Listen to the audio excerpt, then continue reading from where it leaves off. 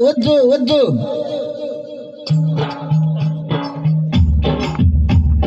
వద్దు వద్దు వద్దు వద్దు వద్దు వద్దు వద్దు వద్దు వద్దు వరన్నా ఈ పులుముకున్న బట్టొద్దుర ఓరన్నా అడ్డి పువ్వులాంటి బట్టొద్దుర ఓరన్నా అడ్డి పువ్వులాంటి బట్టొద్దుర ఓరన్నా తెల్ల బట్టలు వేసుకున్నావు పెద్ద బైబులు పట్టుకున్నావు ఏ బైబులు తెల్ల బట్టలు వేసుకున్నావు పెద్ద బైబులు పట్టుకున్నావు ప్రార్థన గుంపులకొచ్చి పొడుగు ప్రార్థన చేసినావు ప్రార్థన గుంపులకొచ్చి పొడుగు ప్రార్థన చేసినావు గల్లి గలిగి నీ సాక్ష్యము గంభీరంగా చెప్పినావు గల్లి గలిగి నీ సాక్ష్యము గంభీరంగా చెప్పినావు నీ ఇంటికాడ నీ సాక్ష్యము ఇంత మంచిగా ఉన్నారా నీ ఇంటికాడ నీ సాక్ష్యము ఇంత మంచిగా ఉన్నారా నీ ఇంటికాడ నీ సాక్ష్యం ఇప్పుడు బొగ్గులు వేయాలి ఏడా ఇంటికాడ టెంకితల్లి అవే బొగ్గులు ఏడా ఇంటికాడ మాట్లాడరే ఇంటికాడ ఏడా ఇంటికాడ నాకు సరిపోలే ఏడా ఇంటి దగ్గర మన సాక్ష్యం ఏడ బాగుండాలంటే మన ఇంటికాడ బాగుండాలి. నన్ను అర్థం చేసుకోండి. తెల్ల బట్టలు వేసుకోవడం తప్పు కాదు, పెద్ద బైబిల్ పట్టుకోవడం తప్పేమి కాదు. కలిగితే మనం ఆదివారం నాడు తెల్లటి వస్త్రాలు ధరించుకోవడం మంచిది. పరులకు వెళ్ళాక తెల్లటి వస్త్రాలు ఉంటాయా నల్లటి వస్త్రాలు ఉంటాయా? తెల్లటి వస్త్రాలు అందరికి వైట్ అండ్ వైట్. నువ్వు 50,000 రూపాయలు పెట్టి పట్టు చీర కొనుక్కున్నా పరలోకి వల్ల పట్టు చీర కట్టుకోవు. 50,000 పెట్టి సూట్ కొనుక్కున్నా పరలోకి వల్ల సూట్ వేసుకోవు. అందరికి వైట్ అండ్ వైట్. మన వస్త్రాలు కూడా వేరే వాళ్ళకి సాక్ష్యం చెప్తే అంట.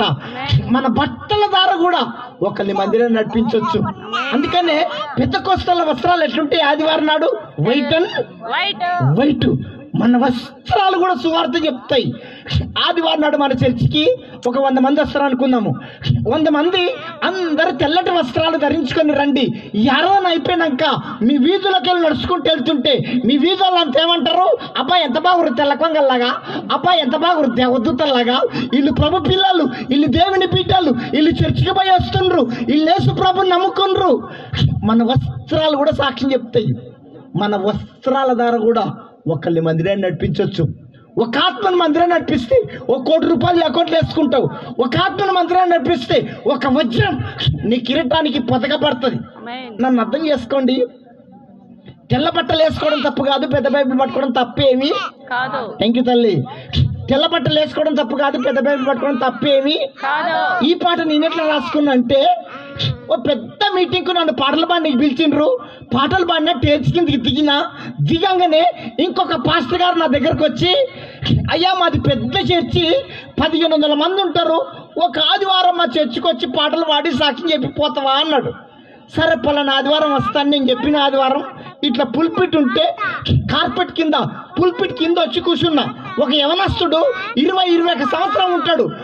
తెల్ల పాయింట్, తెల్ల అంగి, కడక్కిస్త్రీ, దానికి గంజి పెట్టిన కానీ తెల్ల పాయింట్, తెల్ల అంగేసుకొని వచ్చి పులిపిటి ముందుకొచ్చి నిండు మోకాల మీద నిలబడి చేతులు పైకెత్తి పోడుగు ప్రార్థన చేసి భాషతో కూడా మాట్లాడిండు.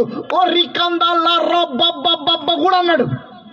చాలా సంతోషం. భాషలు బాగున్నాయి, ప్రార్థన బాగుంది, డ్రెస్ కోడ్ బాగుంది, అంత బాగుంది. భాషలు మాట్లాడడం తప్పేమి